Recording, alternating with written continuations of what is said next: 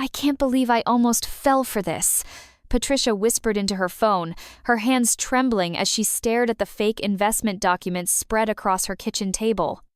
On the other end of the line, Detective Rodriguez's voice was calm but urgent. "Mrs. Reynolds, you may have just helped us build the case we need. Are you willing to help us get him on tape? Please, tell us in the comments where you're watching from. We love seeing just how far our stories reach." 8 months earlier, Patricia Reynolds had been living the well-ordered life of a dedicated high school math teacher. At 52, she had built a comfortable nest egg of nearly $200,000 through 20 years of disciplined saving and conservative investing. She lived modestly but comfortably in her small 2-bedroom house, drove a reliable Honda Civic, and approached money with the same methodical precision she brought to teaching calculus. Her 21-year-old daughter Emma was home for winter break from her 3rd year studying economics at State University.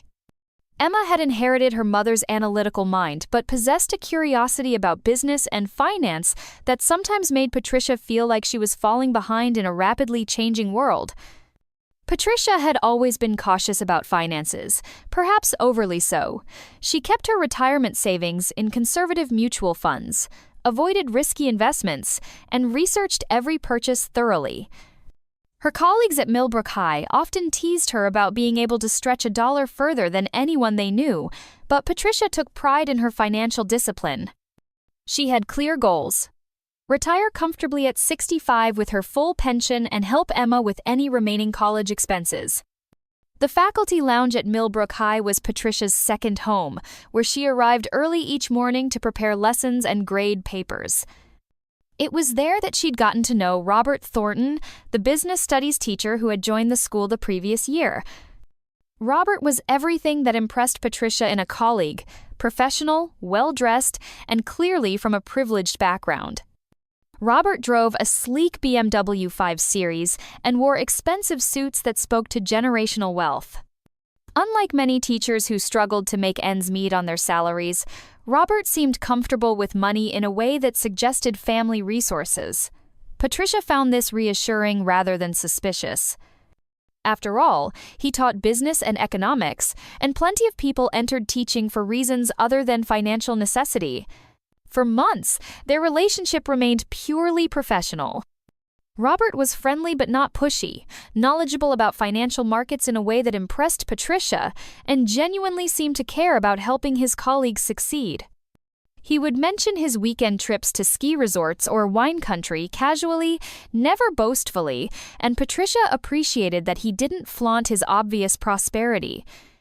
"You know, Patricia," Robert had said one morning in early fall, adjusting his expensive watch as he poured coffee, "I really admire how dedicated you are to this school, how thoughtfully you approach everything. Teachers like us deserve to be financially secure." Patricia had smiled, stirring sugar into her coffee. "I'm doing fine, Robert. I'm pretty conservative with investments, but I'm building a solid retirement fund." Conservative is absolutely the right approach, Robert had agreed. But there's a difference between being conservative and missing opportunities that could really make a difference. "What are your mutual funds earning right now? 3%? 4%? Patricia had to admit he was right. Her mutual funds were performing predictably, but not spectacularly. "I suppose I could do better, but I don't really understand investments beyond basic index funds and mutual funds." "That's exactly why I wanted to mention this to you," Robert had said, his voice taking on a more confidential tone. "I've been helping a few colleagues explore some early-stage investment opportunities. Nothing risky or complicated, just access to companies before they become widely available to regular investors." At the time, Patricia had filed the conversation away as collegial chat, but over the following months, she found herself noticing Robert's financial comfort more acutely. His car was always immaculate, his clothes were clearly expensive, and he never seemed to worry about money the way most teachers did. When he mentioned having spent Thanksgiving with family in Martha's Vineyard, Patricia couldn't help but feel a twinge of envy for that kind of financial freedom. The conversation that changed everything happened on a rainy Tuesday in March. Patricia had been grading papers in the faculty lounge when Robert sat down across from her with his usual coffee and friendly smile. Patricia, I've been thinking about our conversation from last fall, he said, about investment opportunities. I think I might have something that could interest you, if you're open to learning about it. Patricia looked up from her papers. What kind of opportunity? Robert pulled out a professional-looking folder. There's a technology company I've been following through some business connections. They're developing artificial intelligence software for healthcare applications, and they're about to go through their final private funding round before going public. Patricia felt her usual wariness, but she was curious. What does that mean exactly? It means they're offering shares to a limited number of private investors before the company goes public on the stock market, Robert explained. Most people never get access to these pre-IPO investments. They're typically reserved for wealthy individuals and institutions. But I have a connection with one of their founders from my previous work in the private sector. Previous work? Patricia asked. She'd never heard Robert mention working outside of education. I spent 5 years in corporate finance before I decided to teach, Robert said. It's not something I talk about much because some people think it's pretentious, but those connections have been helpful for understanding investment opportunities. Patricia studied the documents Robert showed her. They contain detailed business plans for a company called NeuralLink Solutions, which claim to be developing revolutionary AI software for diagnosing diseases and managing patient care. The financial projections suggested that early investors could see substantial returns when the company went public in the following year. This seems very sophisticated, Patricia said carefully. How do you know it's legitimate? That's exactly the right question to ask, Robert replied, and Patricia appreciated that he didn't seem offended by her skepticism. I've been tracking this company for over 6 months. I've spoken with their technical team, reviewed their pilot programs with regional hospital networks, and verified their regulatory filings. This isn't some startup operating out of someone's garage. They have real technology solving real problems.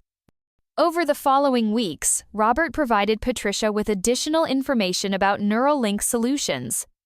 He showed her what appeared to be news articles about the company's partnerships with medical centers, testimonials from early investors, and detailed technical specifications for their AI software. Patricia found herself becoming increasingly interested, especially after Emma expressed enthusiasm about AI applications in healthcare during one of their phone conversations. Mom, artificial intelligence in medicine is one of the fastest-growing sectors right now, Emma had said. If it's a legitimate company with proven technology, it could be an incredible opportunity. Have you been able to verify their claims independently? Patricia realized she hadn't thought to do independent research. She'd been relying entirely on Robert's information and expertise. Robert has been handling all the due diligence. He has connections in the technology sector that I don't have. Maybe I could take a look at their materials when I'm home for spring break? Emma suggested. I've been studying emerging technologies in my business innovation class. I might be able to help you evaluate whether their technology claims make sense. 3 weeks later, Patricia found herself writing a check for $25,000, more money than she'd ever invested in a single opportunity, but an amount that felt manageable given Robert's thorough explanations and her growing confidence in his expertise. You're making a smart decision, Robert assured her as they completed the paperwork in his classroom after school. This is exactly the kind of calculated risk that builds real wealth over time. The first progress report arrived 6 weeks later, showing that NeuralLink Solutions had successfully completed pilot testing of their software with 2 hospital networks and had secured additional partnerships. According to the update, Patricia's investment was now worth $31,000. Mom, that's fantastic, Emma said when Patricia showed her the report during her spring break visit. A 24% return in 6 weeks? Mr. Thornton really knows what he's doing. Patricia felt a validation she hadn't experienced in years. Maybe she had been too conservative, too afraid of taking the kinds of calculated risks that could significantly improve their financial future. When Robert approached her the following month about participating in the company's final pre-IPO funding round, she was ready to listen. The beautiful thing about these staged investments, Robert explained over lunch in his BMW as they sat in the school parking lot, is that each funding round increases the value of your existing shares. That $31,000 you have now will be worth even more when they bring in the final round of investors. But imagine if you'd invested $50,000 initially, you'd be looking at over $60,000 right now. Patricia felt her familiar caution returning. $50,000 is a substantial amount, Robert. That's a significant portion of my retirement savings. I completely understand your concern, Robert said gently. But think about it this way. You're not spending that money, you're repositioning it. Moving it from investments that barely keep up with inflation to ones that could fund a much more comfortable retirement. And remember, this isn't day trading or cryptocurrency speculation. This is a real company with proven technology. That evening, Patricia sat at her kitchen table running calculations. If NeuralLink Solutions achieved even half of their projected valuation when they went public, $50,000 could become several $100,000. That kind of return could mean the difference between a modest retirement and true financial independence. Emma found her mother surrounded by financial documents and her calculator the next morning. "Mom, you look like you've been up all night." "I've been thinking about increasing my investment in that AI company," Patricia admitted. It represents such a large portion of my savings." "But if the technology is solid and the company is legitimate, it's not really that risky, right?" Emma said, pouring herself orange juice. "And Mr. Thornton understands this sector better than we do. Plus, you've already seen positive returns." Patricia nodded, feeling reassured by her daughter's logic. Emma was studying business and economics. If anyone would recognize problems with the investment, it would be her. That afternoon, she transferred an additional $25,000 to Robert's investment fund. The second update showed even more impressive progress. NeuralLink Solutions had supposedly secured contracts with 4 major hospital systems and was ahead of schedule for their public offering. Patricia's $50,000 investment was now valued at $67,000. But it was Emma who first noticed something that didn't feel right. "Mom, can I look at those investment updates again?" Emma asked one evening in late April, during her final weeks of the semester. She'd been working on a research paper about technology venture capital for her economics capstone project, and something had been nagging at her about Patricia's investment materials. Patricia handed over the folder, curious about her daughter's sudden renewed interest. Emma spread the documents across the dining room table and began examining them with the methodical approach she'd learned from her mother. "What are you looking for?" Patricia asked. "I'm not sure yet," Emma said, opening her laptop. "Something just seems off about some of these details." For the next hour, Emma researched what she could find about NeuralLink Solutions and similar companies in the AI healthcare space. What she discovered made her increasingly uncomfortable. "Mom, I think we need to talk," Emma said, her voice serious. "I found some things that are concerning." Patricia felt a familiar chill of anxiety. What kind of things? "I can't find NeuralLink Solutions listed in any of the standard business databases that track technology companies," Emma said, turning her laptop screen toward her mother. "Companies working on AI healthcare applications usually have some kind of public presence: patent filings, research publications, regulatory submissions. I can't find any record of this company anywhere." Patricia stared at the search results on Emma's screen. Maybe they're maintaining a low profile during development. Robert mentioned that tech companies are very secretive about their intellectual property. "That's possible," Emma said, "but I also noticed that some of the technical claims in their business plan don't quite make sense based on what I've learned about AI development timelines. And these hospital partnerships they're claiming, the descriptions are very vague." The doubt that Patricia had been suppressing for weeks suddenly felt overwhelming. She looked at the professional-looking documents, the impressive progress reports, the detailed financial projections that had convinced her to invest $50,000. "What do you think I should do?" "I think we should call someone who knows more about this than we do," Emma said. "Maybe start with the police just to ask if they have any information about this company or Mr. Thornton." The next morning, Patricia called the non-emergency police number, feeling somewhat foolish but increasingly worried. Detective Maria Rodriguez listened patiently as Patricia explained her concerns about Robert Thornton and NeuralLink Solutions. "Mrs. Reynolds, I'm very glad you called," Detective Rodriguez said. "We've actually been investigating Mr. Thornton for several weeks now. We believe he's been running a fraudulent investment scheme targeting educators in the area." Patricia felt the room spin around her. "How many people has he approached?" "We think at least 6 teachers have given him money, possibly more. The problem is, we haven't been able to gather enough evidence to make an arrest. He's been careful about maintaining the appearance of legitimacy." "What can I do?" Patricia asked, her voice shaking. "Actually, your call might help us significantly," Detective Rodriguez said. "We've been looking for someone willing to meet with Mr. Thornton while wearing a recording device.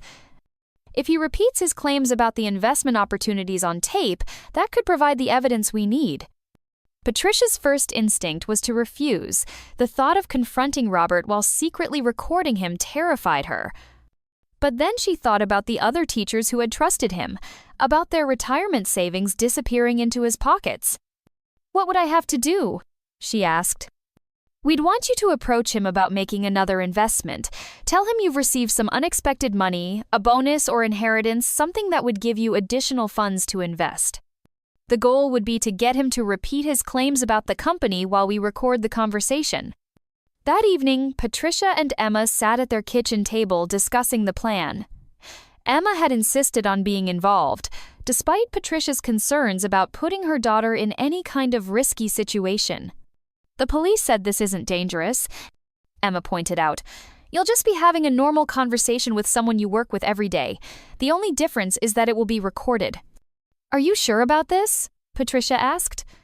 "What if something goes wrong?" "Nothing will go wrong," Emma said with more confidence than she felt. "And besides, we can't let him keep stealing from people. You said Detective Rodriguez thinks there are other victims." The next day at school, Patricia approached Robert with her fabricated story about receiving an unexpected inheritance from a deceased relative. She watched his eyes light up with interest as she mentioned having access to an additional $30,000. "That's wonderful news, Patricia," Robert said, his voice warm and enthusiastic. "The timing is actually perfect. NeuralLink Solutions just announced that they're closing their final pre-IPO investment round next week. This would be your last chance to get in before they go public." They arranged to meet at a downtown coffee shop on Friday afternoon. Patricia would bring a cashier's check, and Robert would provide the final investment documents. Detective Rodriguez had assured her that officers would be positioned in the area, and Patricia would be wearing a small recording device. Friday arrived overcast and humid, matching Patricia's nervous mood as she sat in her car outside the coffee shop. Emma was parked nearby with Detective Rodriguez, both of them monitoring the situation through the recording equipment. "You can do this, Mom," Emma had said before Patricia went into the coffee shop. "Just ask him to explain the investment opportunity clearly. Let him do most of the talking." Inside the coffee shop, Robert was already waiting at a corner table, looking relaxed and confident in another expensive suit. Patricia wondered how many teachers' savings had paid for his lifestyle. "Patricia, you look great," Robert said, standing to greet her. "I hope you're as excited about this final opportunity as I am." "I am," Patricia said, sitting down across from him. "I brought the cashier's check like you asked, $30,000. Robert's enthusiasm was obvious. "This is going to be the investment that really changes your financial future.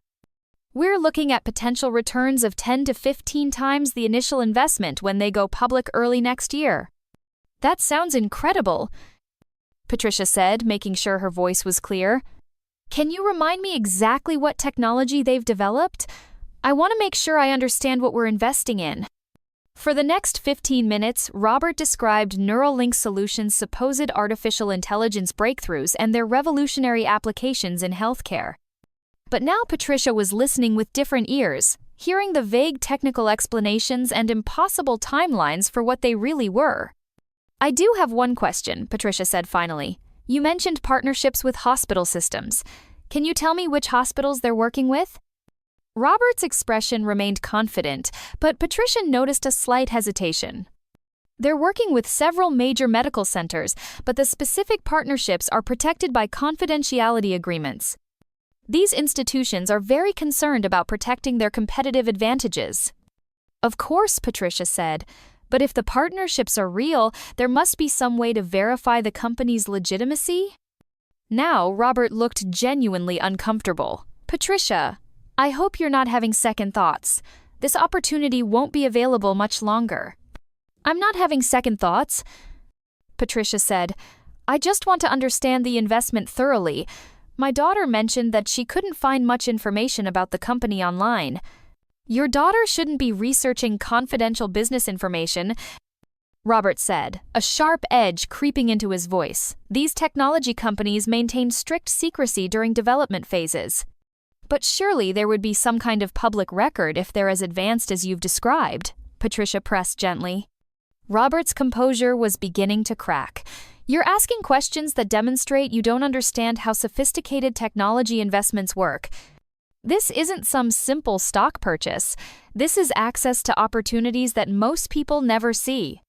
Help me understand then, Patricia said. Explain to me exactly how this investment works and how you know the company is legitimate.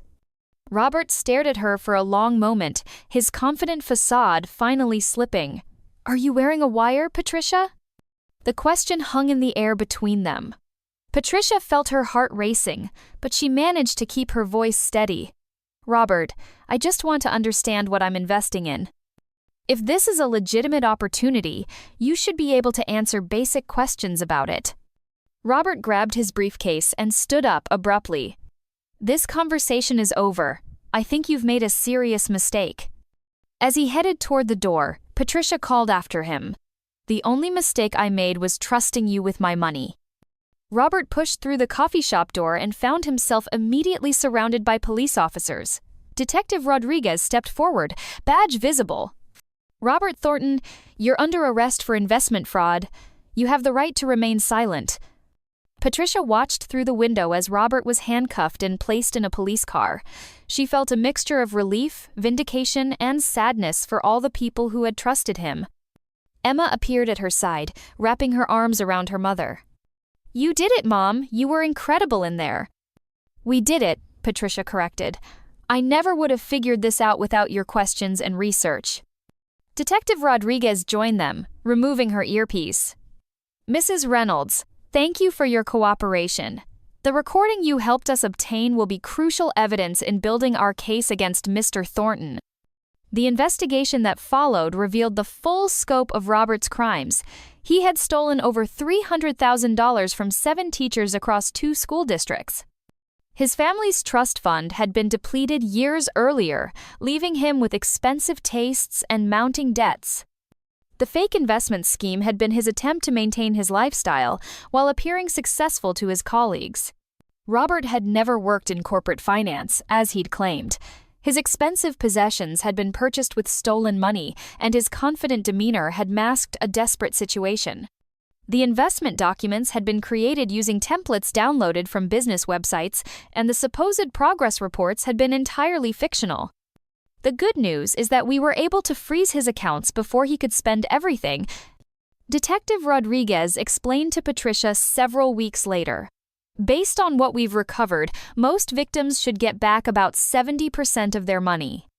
Patricia ultimately recovered $35,000 of her $50,000 investment, not a complete recovery, but enough to restore most of her retirement planning. The experience had taught her valuable lessons about financial skepticism, but it had also shown her that she and Emma made an effective team when they combined their different strengths. I think what happened to us could actually help other people, Emma said one evening, as they worked together on a presentation for the school district about recognizing investment fraud. If we can teach people what warning signs to look for, maybe we can prevent this from happening to someone else. Patricia nodded, looking at the materials they'd prepared. They'd identified red flags for investment fraud, important questions to ask before investing, and resources for verifying company information. The school district had asked them to present to all employees, and several local community groups had requested similar presentations. I never thought I'd be grateful for this experience, Patricia said. But in some ways, it's brought us closer together. And maybe it will help protect other people from going through what we did." Emma had been so energized by their investigation that she'd decided to pursue a minor in forensic accounting alongside her economics major. Her professors were impressed by her real-world experience with financial fraud detection, and she'd already been accepted into a summer internship program with a financial investigation firm. "It's like this whole experience gave you a new sense of purpose," Emma observed when Patricia told her about additional speaking requests they'd received from teacher groups in neighboring districts. Patricia smiled. "I suppose I'm still teaching, just a different kind of lesson now." The state's teacher retirement system had taken notice of Patricia's role in exposing the fraud and her efforts to educate other potential victims. They'd invited her to contribute to their financial literacy resources, recognizing that her experience and willingness to speak publicly made her a valuable advocate for financial protection. "You know what I realized?" Emma said one evening as they sat on their front porch, watching the sunset. "Mr. Thornton thought he was so clever, targeting teachers because he assumed we were naive about money, but he underestimated us. He didn't realize that teachers are natural researchers, that we know how to ask questions and think critically." "He definitely underestimated you," Patricia said. "Your analytical skills and willingness to ask hard questions made all the difference. Without your background in economics and your determination to verify information, we might have lost everything." "We make a good team," Emma said, "and now we're helping other people avoid the same trap." 4 months later, Patricia stood in front of a packed auditorium at a regional education conference, delivering a presentation about investment fraud prevention. In the audience, she could see teachers from across 3 counties, all listening intently as she shared her story and the lessons she'd learned. "The most important thing to remember," Patricia said, "is that scammers are skilled manipulators.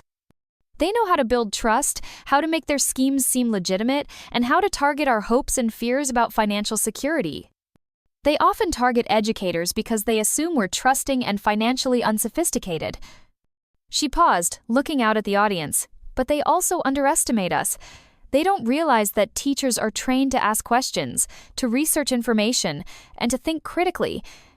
When we trust our instincts and work together, when we verify claims and share information with each other, we can protect ourselves and our colleagues from these predators." After her presentation, Patricia was approached by dozens of teachers who wanted to share their own experiences or ask questions about protecting their savings. She realized that her difficult experience had given her a platform to help others in ways she never could have imagined. Emma, who had been sitting in the front row, joined her mother as the crowd began to disperse. "Mom, I'm so proud of you. Look at how many people you've helped today." Patricia put her arm around her daughter.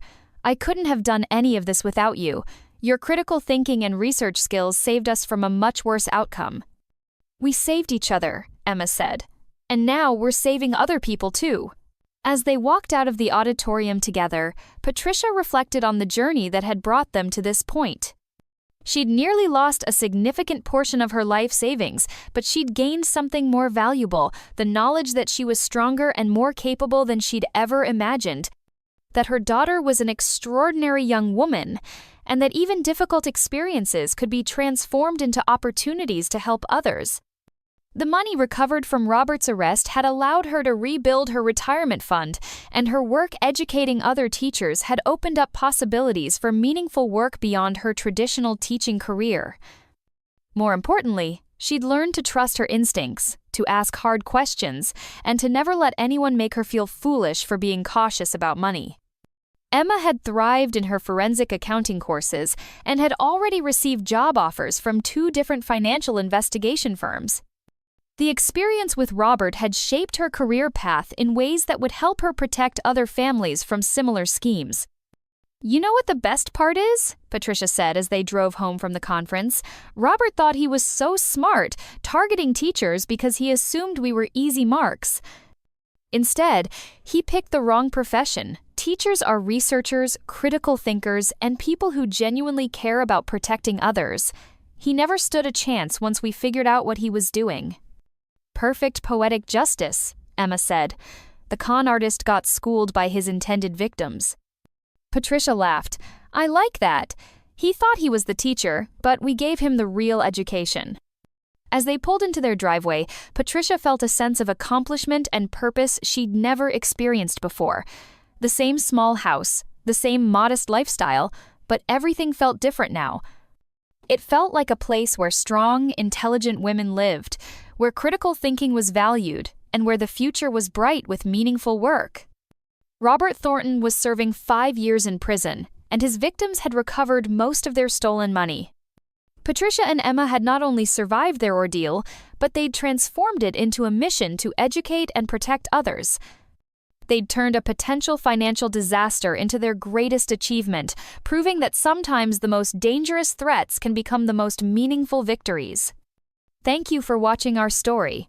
Remember, it's never too late to ask questions, to trust your instincts, and to seek help when something doesn't feel right. And most importantly, remember that you're smarter and stronger than any scammer thinks you are. If you enjoyed this story, subscribe to the channel to get notifications when new stories are released, and please consider leaving us a like. This helps our stories reach more people.